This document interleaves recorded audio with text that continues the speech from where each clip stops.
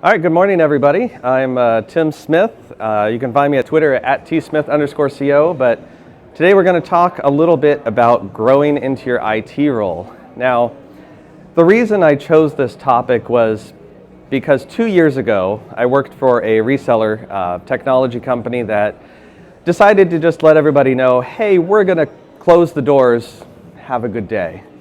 And they didn't even let the customers know. I didn't even get paychecks. We didn't get W-2s, all that fun stuff. So I was in a situation where I needed to find a job. So what I realized was I had a little bit of free time. The job hunting, however, was not going so well to start with. I was looking through different job openings, right? And I'm looking down through the requirements, the qualifications that were there.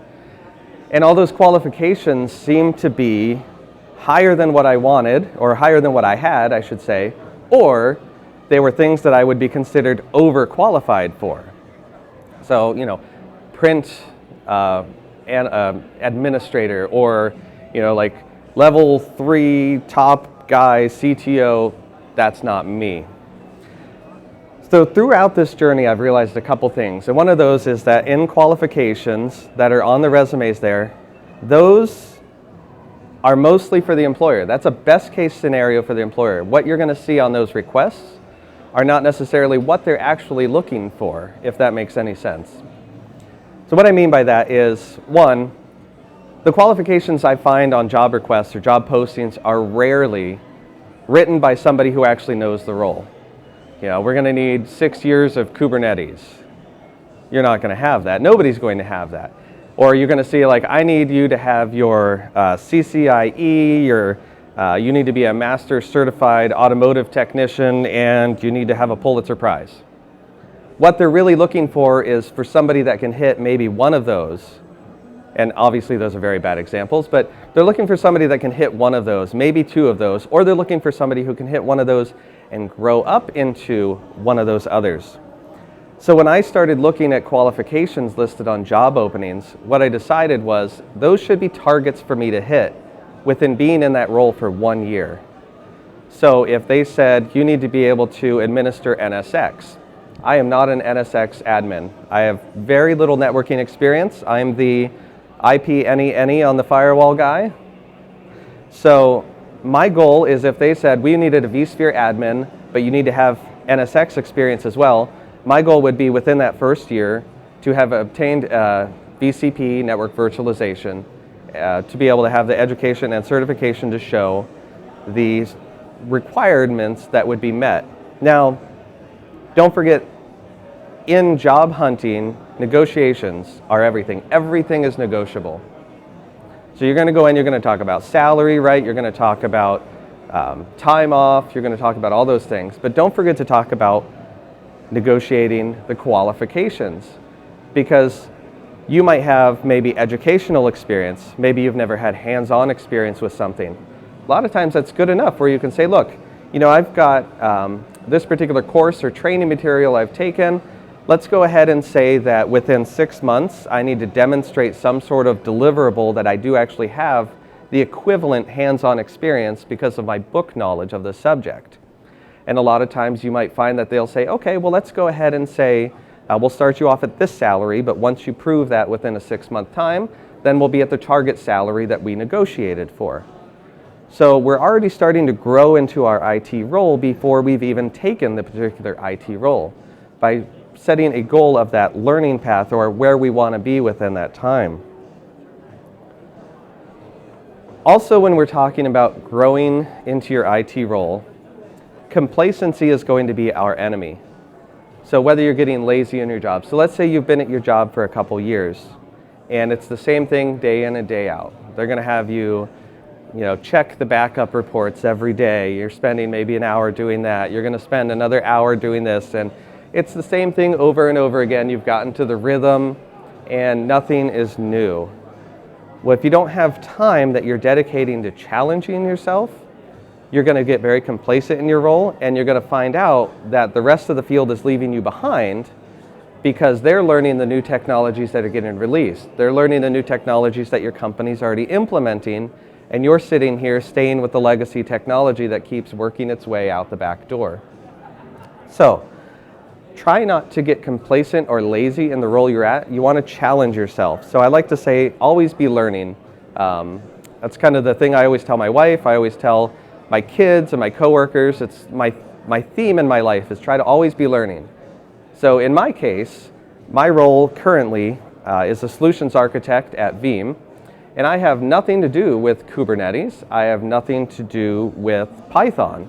However, I've set goals to learn Python, take some Python courses, training within the next couple weeks to get that started, and then also to start learning Kubernetes maybe 6 months from now, because I see that those are places, right, that the technology is heading for.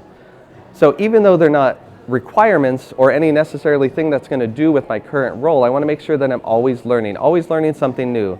That way if something does come up, or if my job role changes, then I'm going to be prepared perhaps for those changes. So, and likewise, to always be learning is really almost synonymous with that last bullet point, right? Keep yourself challenged. Keep your job challenging. Now, what I mean by that is don't go taking on roles and responsibilities within your current role that you shouldn't have. What I mean is if you're a administrator for a company and one of your things in the morning is to make sure that the backups are all completed successfully, and that normally takes maybe an hour and a half of your time. Let's say it's a large organization. Well, one thing you can do is start automating that particular part of your job. Maybe you don't know much about automation, so now what you're doing is you're taking your current responsibilities that you've been doing and you're adding a new challenge into it by learning another way to do it to free up more time. So now you're challenged, you're using your natural problem solving skills, right? Because we're all in IT, we're all natural problem solvers. It's kind of in our DNA. We want to solve problems. One of those problems should be ourself. Now, when we're talking about job challenges, and job hopping is something that comes up, right? Well, what if your current job is not challenging? Should you jump to a different company? I've read that on average, it should take between 2 to 4, so I like to say an average of 3 years, to master the current role that you're in. So within 3 years' time, you should be able to say, I am a master of this role. If somebody new is coming into this role, I should be able to fully train them and have the confidence to tell them what all is required of them, how to do it, and so forth. So within 3 years' time, if your role or what you need to do has not changed, you might need to look at hopping. Now, some people say that job hopping is a bad thing. Some people say it's a good thing. And as time has progressed on, there's been more and more job hopping, right? Some people say, well, it's the millennial thing to do. You need to stick with one company. And on the other side of that, the millennials, we might say, well, why should I stick with this company when they might fire me and give me no notice? Where's the loyalty? And there's actually a nice happy medium to that. So what you might find is if you want to challenge yourself to learn something completely new, you're probably going to jump out to a completely different company. But a lot of times people forget, job hop within your own company. If you like the company you're working for, if you meet the 3 requirements, right? Good money, good boss, good culture. If you've got that golden company that you're working for, stay there, but hop within it. So maybe you get started as a help desk. Maybe you then jump up to junior admin. It's kind of a natural growth. Maybe you work over and jump to kind of a sideways role. Maybe you want to work with the development team a little bit. You can do that in this role, start learning some of that. So maybe you do that sideways hop. You're challenging yourself in this current role to be prepared to jump sideways into dev. Maybe you don't like that or it's not working. If it's a good company, they're probably going to let you come back into your one role. You'll also see a lot of times that people might jump out of their current job to go somewhere else for 6 months just to come back to get a pay increase.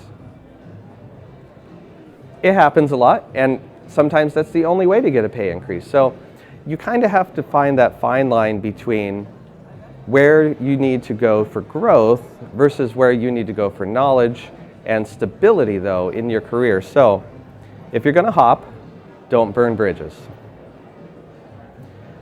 Now, when we're talking about job growth or personal growth, you might see this a little bit, the Dunning-Kruger effect. Now, what I like about this is this is exactly what I went through. I was lucky enough to have Microsoft courses at my college, so I was able to take those and go through the whole MCSE training course in the university. So when I got out, when I started, I had no idea what was going on. When I got out, I'm like, well, I am an IT god. I have completed the MCSE certification track. I just didn't take any tests, but then over time I realized, well, no, I don't know anything here. And then you start to hit that slump, and then you start working up, and you get more confident in your skills as you gain that. And you gain that confidence, and you say, oh no, I am a master of this now, or I am confident in my abilities to do this. And so during your growth as a person, you're going to go through this. The other thing that you might hear about is imposter syndrome. And sometimes people will say that it's the same thing as the Dunning-Kruger effect, but it's not. So Dunning-Kruger is more of the growth of yourself in that particular track. But imposter syndrome is something like what I had for this, right? Well, there's more people qualified to talk about this, like I've only lost one job. These people have lost 5 jobs. I am not the person to talk about how to grow yourself or whatnot. And it's natural, and it's actually a good thing. And everybody has imposter syndrome. You might look up to somebody like William Lamb at VMware, and you're like, man, look at those blog posts he does and all that programming he does, and I want to do that. But I guarantee you, and he's talked about it before, he's had imposter syndrome. Everybody has it, but it's a good, healthy check to say, I need to stop, evaluate myself. Do I actually have knowledge? I cannot dismiss this knowledge I've already learned from the knowledge that I'm looking at up here to obtain. So don't judge yourself and your knowledge ability based on what other people have already obtained. Use your imposter syndrome as a force for good to give that constant check to say, yes, I am knowledgeable. There's places I need to grow. I'm working to grow those because I have a plan. So wrapping it up here, never be 100% qualified for the job you're in. If you're looking for a new job, make sure you negotiate. Yes, I can meet those qualifications within a year for you, Mr. Employer. Don't get complacent in your current role. You're going to get lazy, you're going to get bored, you'll get left behind.